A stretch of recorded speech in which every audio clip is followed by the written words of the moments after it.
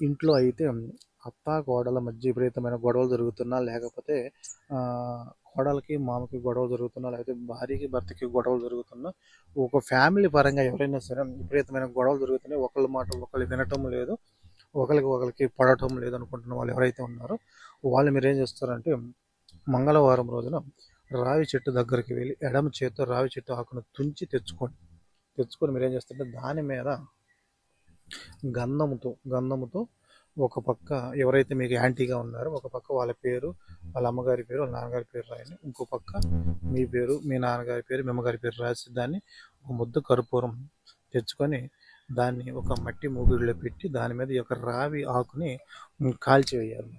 కాల్చివేసేసి ఈ ఆ బూడిదని మీరు ఏం చేస్తారంటే ఒక డబ్బాలో సేకరించుకొని దాంట్లో మీరు కొద్దిగా గులాబ్ జల్ వాటర్ కానీ లేకపోతే గంగా జల్ కానీ వేసి దాన్ని బాగా కాటుకలాగా తయారు చేసుకొని మీ నుదిటిన బొట్టుగా పెట్టుకున్నట్లయితే ఆ ఇంట్లో ఉన్న వారందరూ కూడా మీకు అనుకూలంగా మారి మీ మాట వినటం జరిగింది. చాలా పవర్ఫుల్. అలా ఇంకా తంత్రంతో కూడుకున్న రెమెడీ అనమాట. ఒకవేళ ఇటువంటి పనులు మేము చేయలేమనుకున్న పని అయితే వీటికి సంబంధించిన బ్రాస్లెట్స్ ఉంటాయి అన్నమాట. ఆ బ్రాస్లెట్ మీరు ధరించినట్లయితే మీ కుటుంబం పరంగా కానీ, బిజినెస్ పరంగా కానీ, వ్యాపారం పరంగా కానీ అందరూ ఎవరైనా సరే మీకు అనుకూలంగా ప్రేమగా మారి ఉండటం అనేది జరిగింది.